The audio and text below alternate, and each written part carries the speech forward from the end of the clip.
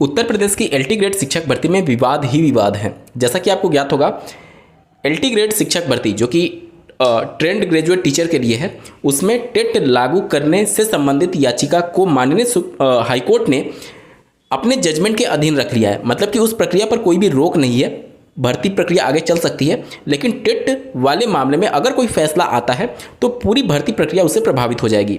इसी के संदर्भ में एक और विवाद इसी एलटी ग्रेड में हुआ था कि कंप्यूटर विषय के लिए जो बीएड को प्रिफरेंशियल क्वालिफिकेशन माना गया था, ना कि एसेंशियल क्वालिफिकेशन। इसको लेकर के अभ्यर्थी कोर्ट चले गए थे ये मांग करते हुए कि चूंकि एनसीईटी की गाइडलाइन जो कि 2014 में जारी की गई थी, उसके हिसाब से टीजीटी पोस्ट के लिए बीएड कंपलसरी है, तो फिर उत्तर प्रदेश की यूपीपीएससी के माध्यम से आयोजित होने जा रही एलटी ग्रेड की शिक्षक भर्ती जो कि टीजीटी स्तर की है, उसमें बीएड कंप्यूटर विषय के लिए अनिवार्य क्यों नहीं है, जबकि एनसीईटी की गाइडलाइन बीएड को अनिवार्य कहती है। इसी के संबंध में आज दिनांक 12 सितंबर 2025 को माननीय हाईकोर्ट में सुनवाई हुई है, जिसका कोर्ट ऑर्डर कॉपी आप अपने स्क्रीन पर देख पा रहे होंगे। क्या कुछ माननीय हाईकोर्ट ने कहा, ये जानना और समझना आपके लिए बेहद जरूरी है। बहुत इंपॉर्टेंट वीडियो होगा अगर आप एलटी ग्रेड शिक्षक भर्ती से जुड़े हुए हैं। नमस्कार दोस्तों, मेरा नाम है नीरज, आप देख रहे हैं कैरियर बिट यूट्यूब चैनल। अगर आप इस चैनल पर पहली बार विजिट कर रहे हैं तो इसको सब्सक्राइब करते हुए बेल आइकन को प्रेस करना ना भूलें। आप अपने स्क्रीन पर देख पा रहे होंगे, यहाँ पर देख सकते हैं सीमांत सिंह जो कि पिटिशनर्स के एडवोकेट हैं। इसके अलावा देख सकते हैं वैभव त्रिपाठी जो कि रिस्पोंडेंट नंबर 2 के एडवोकेट हैं, और श्री VKS रघुवंशी जो कि रिस्पोंडेंट नंबर 4 के वकील हैं, और श्री राजीव गुप्ता जो कि चीफ स्टैंडिंग काउंसिल हैं स्टेट के, यानी कि राज्य सरकार के वकील हैं। यहाँ पर पिटिशनर के द्वारा क्या चीज़ चैलेंज किया गया है जो कि दूसरे पैराग्राफ में बताया गया। देखिए, the petitioner have challenge the qualification prescribed at serial number 18 of Uttar Pradesh subordinate education trained graduate teacher service 6th amendment rule 2024 and the advertisement issued by UP Public Service Commission Prayagraj for selection of assistant teacher trained graduate grade male female branch examination 2025 to the extent in relates serial number 6 of assistant teacher computer. कहा यह गया है कि petitioners के द्वारा जो amendment किया गया, छठा संशोधन किया गया 2024 में, और उसके आधार पर जो नोटिफिकेशन निकाला गया यूपीपीएससी के माध्यम से 2025 वाला जो कि एलटी ग्रेड वाला है, उसमें कंप्यूटर विषय को लेकर के ये पूरा विवाद है। और इन्हीं दोनों जो संशोधन किया गया 2024 में और जो नोटिफिकेशन है, इन्हीं दोनों को चैलेंज किया गया है पिटिशनर्स के द्वारा। आगे देखिए, the challenge is basically on the ground that the stipulation in the amending act and the impugned advertisement that BEd would only be a preferential qualification for selection to the post of assistant teacher computer is contrary to the NCT notification date 12/11/2014 where under BEd has been prescribed as essential qualification। यानी कि जो petitioner के द्वारा इस मामले को challenge किया गया है, उसका ग्राउंड ये है कि 2014 में दिनांक 12 नवंबर 2014 को एनसीटी के द्वारा एक नोटिफिकेशन निकाला जाता है टीजीटी के मिनिमम एजुकेशन क्वालिफिकेशन के संबंध में, जहां पर एनसीटी साफ तौर पर यह कहती है कि बीएड जो है वो एसेंशियल क्वालिफिकेशन है। एसेंशियल का मतलब कि न्यूनतम इतनी शैक्षिक अर्हता आपके पास होनी चाहिए कि ग्रेजुएशन या फिर पोस्ट ग्रेजुएशन दोनों में से किसी में भी 50% कम से कम हो, और साथ ही साथ आपका बीएड हो, तभी आप टीजीटी पोस्ट के लिए आवेदन कर सकते हैं। जबकि यहाँ पर जो कंप्यूटर विषय के लिए आवेदन मांगा गया है, वहाँ पर एसेंशियल क्वालिफिकेशन ना रख करके प्रेफरेंशियल क्वालिफिकेशन कहा गया है। यानी कि कोई एक ऐसा कैंडिडेट जो कि बीएड नहीं भी है लेकिन बाकी कंप्यूटर साइंस विषय से अगर वो ग्रेजुएट है तो वो आवेदन कर सकता है। अगर कोई बीएड होगा तो उसको प्रेफरेंस दिया जाएगा, यानी कि अधिमानी अर्हता के तौर पर इस नोटिफिकेशन में, और जो 6th अमेंडमेंट किया गया उसमें उसको माना गया है। ठीक है, पूरा विवाद ये था। आगे देखिए, चौथा paragraph, learn Counsel of the petitioner has placed reliance on the judgment of Supreme Court in this and this in contending that the qualification prescribed by NCT is binding on the state government and it cannot be diluted by providing BEd as preferential qualification and not as essential qualification।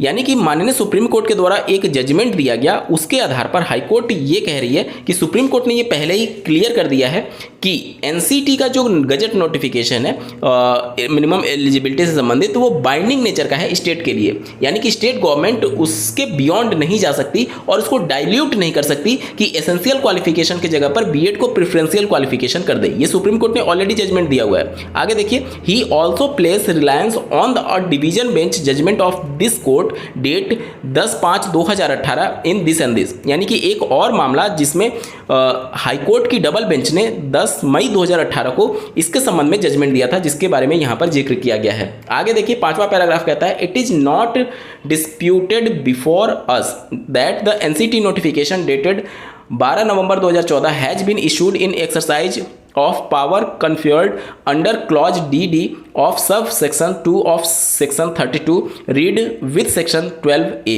of the National Council of Teacher Education 1993 and in suppression of the National Council for Teacher Education Regulation 2011.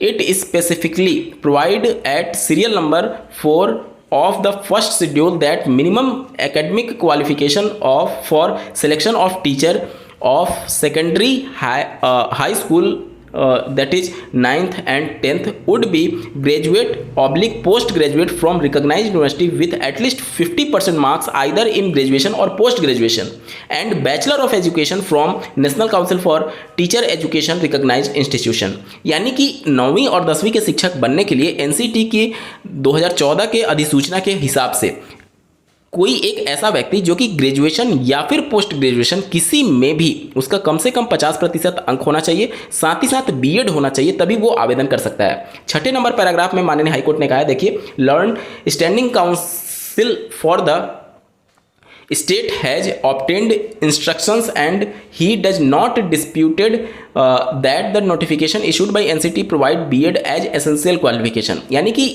State की जो advocate हैं उनके द्वारा ये दावा किया गया कि इस बात में कोई भी डिस्प्यूट नहीं है, कोई भी इसमें संदेह नहीं है, कोई भी विवाद का विषय नहीं है कि एनसीटी ने बीएड को एसेंशियल क्वालिफिकेशन माना है टीजीटी के लिए। ठीक है, लेकिन आगे उनके द्वारा ये कहा गया है कोर्ट में, he submits that in 2018 selection several posts could not be filled up on account of non-availability of eligible candidate. Therefore, in the interest of student, the amendment has been made and accordingly the advertisement was issued। कहा यह गया है राज्य सरकार के द्वारा court में कि 2018 में जो अंतिम वैकेंसी आई थी एलटी ग्रेड की, उसमें कंप्यूटर विषय से संबंधित एलिजिबल कैंडिडेट नहीं मिल पाए थे, जिसकी वजह से बहुत सारी सीटें खाली चली गई थी। इसी वजह से अभ्यर्थियों के इंटरेस्ट को ध्यान में रखते हुए यहाँ पर अमेंडमेंट किया गया है और उस अमेंडमेंट के आधार पर यह नोटिफिकेशन जारी किया गया है। अब माननीय हाईकोर्ट क्या कहती है, देखिए, as it has not been disputed before us that NCT regulation specifically provide for BEd as an essential qualification, we are of the opinion that impugned amendment and the advertisement to the said extent would not be sustainable in law। माननीय high court ने साफ तौर पर यह कहा है कि जो संशोधन किया गया और उसके आधार पर जो विज्ञापन निकाला गया एलटी ग्रेड की, उसमें कंप्यूटर विषय के लिए जो मिनिमम एजुकेशनल क्वालिफिकेशन बताई गई है वो एनसीटी की गाइडलाइन के हिसाब से कहीं पर भी सस्टेन नहीं करती है कानून के तौर पर। मतलब कि वो कानूनी तौर पर ठीक नहीं है कि बीएड को प्रेफरेंशियल कर दिया गया एसेंशियल क्वालिफिकेशन की जगह पर। ठीक है, सीधे तौर पर माननीय हाईकोर्ट इसके विरोध में है। आगे देखिए, as prayed 2 weeks time is granted to the respondent to file counter affidavit, the petitioner will have 2 weeks there after two file rejoinder affidavit.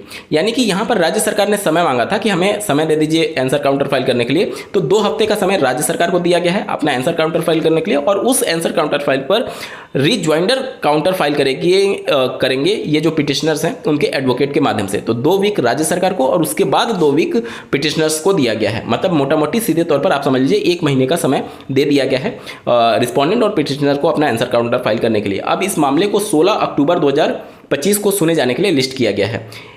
अब 10वां जो पैराग्राफ है वो बहुत महत्वपूर्ण है। देखिए, in the mean time the respondent may proceed with selection process but any person not having BEd qualification will not be appointed against the post advertised advertised for assistant teacher computer male female without leave of the court. यानी कि माननीय high court ने साफ तौर पर कहा है कि इस समय के दौरान जो राज्य सरकार है वो सिलेक्शन प्रोसेस को जारी रख सकती है, किसी भी प्रकार का रोक नहीं है। लेकिन माननीय हाईकोर्ट के जजमेंट से पहले किसी भी नॉन बीएड कैंडिडेट को अपॉइंट नहीं किया जाएगा। देखिए ध्यान से माननीय कोर्ट ने क्या कहा है, but any person not having BEd, मतलब कि लेकिन कोई भी ऐसा पर्सन जो कि बीएड नहीं है will not be appointed against the post advertise for assistant teacher. यानी कि कोई भी ऐसा अभ्यर्थी जो कि बीएड नहीं है उसे नियुक्त नहीं किया जाएगा इस पोस्ट के सापेक्ष कंप्यूटर विषय के लिए। कब तक नियुक्त नहीं किया जाएगा? Without leave of the court, मतलब कि कोर्ट जब तक जजमेंट नहीं देती तब तक उनको अपॉइंटमेंट नहीं दिया जाएगा, बाकी प्रोसेस वो जारी रख सकते हैं। अब इसका मतलब क्या हो गया? इसका मतलब ये हो गया कि जो नॉन बीएड वाले हैं वो कंप्यूटर विषय के लिए अप्लाई किए होंगे तो उनकी प्रक्रिया चलेगी, जैसे कि राज्य सरकार उनके लिए परीक्षा कंडक्ट करा सकती है, बस उनको अपॉइंटमेंट नहीं दे सकती जब तक कि हाईकोर्ट अपना फाइनल वर्डिक्ट नहीं दे देती है। तो यहाँ से इस जजमेंट के हिसाब से हाईकोर्ट का रुख ये है कि जो एनसीटी की गाइडलाइन है वो पूरी तरीके से बाइंडिंग नेचर का है, उससे बियॉन्ड नहीं जाया जा सकता। दूसरा, कानून के तहत वो सस्टेन नहीं करता है जो कि इनके द्वारा संशोधन किया गया और उसके आधार पर जो नोटिफिकेशन निकाला गया, ये कोर्ट ऑर्डर में माननीय हाईकोर्ट ने माना हुआ है। अब देखना होगा कि 2 सप्ताह का जो समय दिया गया है राज्य सरकार को आंसर काउंटर फाइल करने के लिए, वो अब क्या आंसर काउंटर फाइल करते हैं, क्योंकि उन्होंने ये स्वीकार किया है कि लास्ट वैकेंसी में चूंकि पद खाली रह गए थे इस वजह से हमने संशोधन किया, और राज्य सरकार भी मान रही है कि कानून के तहत पर यह संशोधन ठीक नहीं है, क्योंकि एनसीटी की गाइडलाइन के हिसाब से बीएड मिनिमम एजुकेशनल क्वालिफिकेशन होना चाहिए, ना कि प्रेफरेंशियल क्वालिफिकेशन होना चाहिए। तो अब आंसर काउंटर फाइल में कुछ बचा नहीं है, क्योंकि जो चीज़ें कहनी है वो ऑलरेडी राज्य सरकार कह चुकी है। वो ये मान रही है कि एनसीटी की गाइडलाइन के अगेंस्ट में ये संशोधन किया गया, इसलिए किया गया क्योंकि पद हमारे पास खाली रह गए थे। तो अब इसको लेकर के किस तरीके से आगे प्रोसीड किया जाएगा राज्य सरकार के द्वारा माननीय हाईकोर्ट में, वो देखने वाली बात होगी।